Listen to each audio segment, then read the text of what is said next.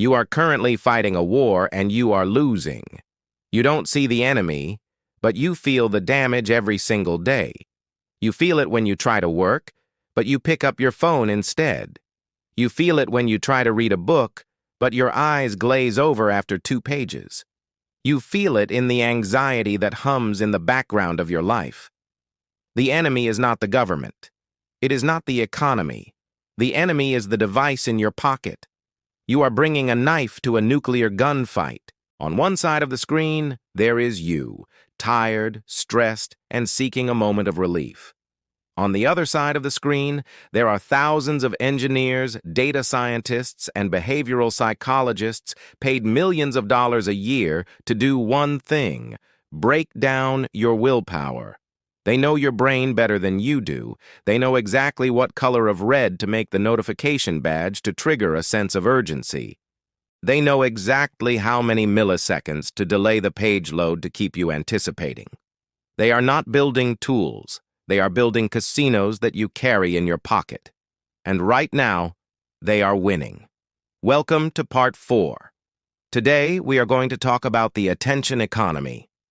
In the old world, the most valuable resource was land. Wars were fought over borders. Then, it was oil.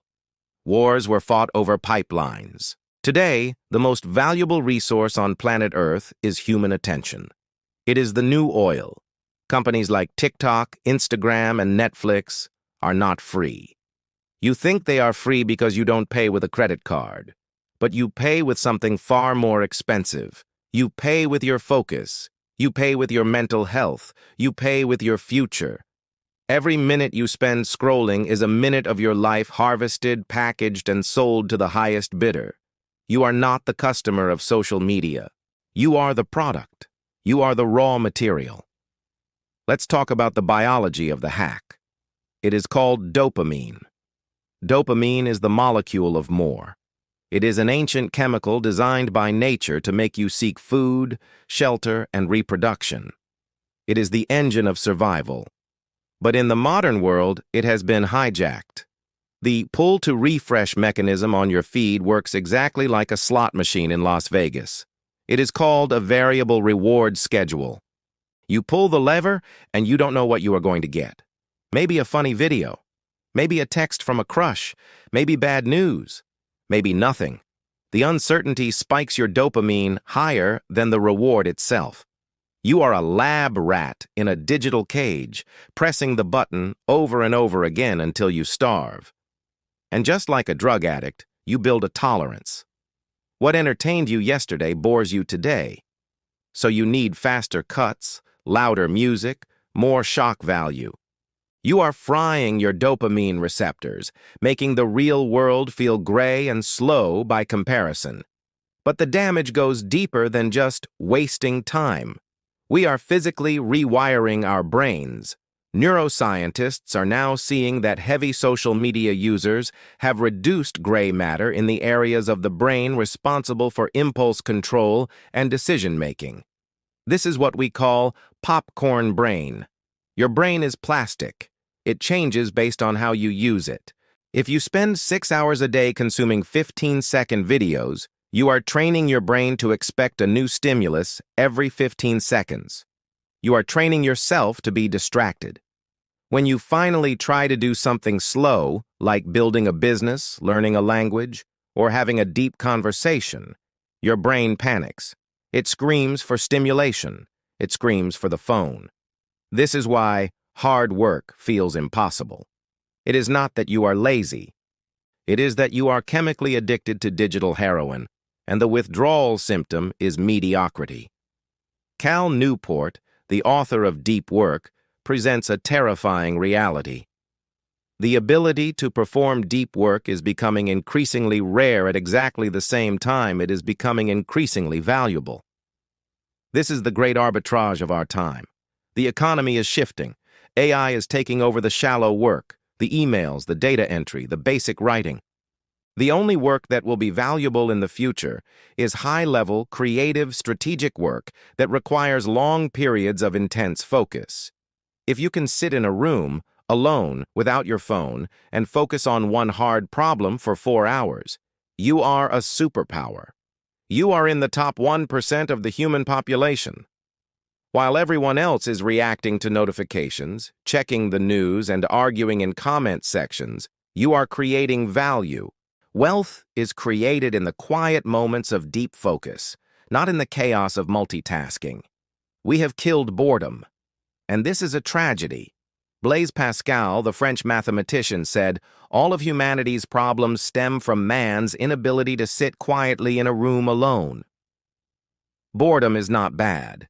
Boredom is where ideas come from. When you are bored, your brain enters the default mode network. It starts to connect dots. It starts to process emotions. It starts to plan the future. But now, the second we feel a microsecond of boredom, in the elevator, in the line at the store, at a red light, we pull out the phone. We kill the boredom immediately. And by killing boredom, we kill creativity. We are drowning in information, but starving for wisdom. We have replaced reflection with reaction. The tech giants know this. They know exactly what they are doing. Steve Jobs famously did not let his children use the iPad.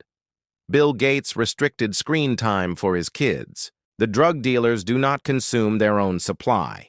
They know they have built an engine that extracts value from the masses and transfers it to the few. Every notification you receive is an interruption, and every interruption costs you 23 minutes of focus to get back to the state of flow. If you are interrupted 3 times an hour, you are mathematically incapable of doing deep work. You are living in a state of continuous partial attention. You are busy, but you are not productive. You are moving fast, but you are going nowhere. So how do we fight back? How do we reclaim our minds in a world designed to distract us? We need to declare a digital fast. You need to reclaim your sovereignty. Step 1. Turn off all non-human notifications. If it is a machine talking to you, YouTube, Instagram, news, turn it off. If it is a human, text, call, leave it on. Step 2. Create phone-free zones. The bedroom and the workspace should be sacred. If your phone is in the room while you work, even if it is off, your cognitive capacity drops by 20% just by knowing it is there. Step 3. Embrace the pain of boredom. Sit in a chair and do nothing. Let your mind wander. Let it heal. The first few days will be painful. You will feel the itch. But on the other side of that boredom is clarity. The next decade will be divided into 2 distinct species, the focused and the distracted. The focused will build the AI, own the algorithms, and accumulate the capital. They will be the masters of their own attention. The distracted will be the users, the consumers, the batteries that power the matrix. They will live in a constant state of reaction, never understanding why they can't get ahead, scrolling through the highlight reels of other people's lives while their own life slips away. You have a choice. You can continue to scroll, continue to watch, and continue to make Mark Zuckerberg richer. Or you can put the phone down, face the silence, and start building your own empire. The war is for your mind, and right now, the only person who can save you is you. Don't let them take it.